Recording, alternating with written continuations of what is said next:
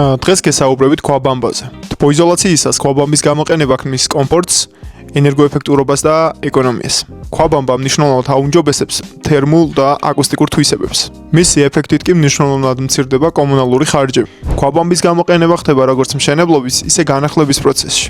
იგი გამოიყენება გარე ფასადის, შიდა კედლების, იატაკის, სახურავის თბოიზოლაციისთვის და რაც მთავარია ხმაურის შესაკავებლად. პირატესობებია: კომუნალური ხარჯების შემცირება 65%-ით, ხანძარსაწინააღმდეგოა, ნესტგამძლეა, ქმნის ხმის იზოლაციას და ორთლგამტარია. ქვაბამბა გამძლე და პრაქტიკული მასალაა და არ საჭიროებს განსაკუთრებულ მოვლას. დამონტაჟებისას კი უნდა მოხდეს მისი დაფარვა.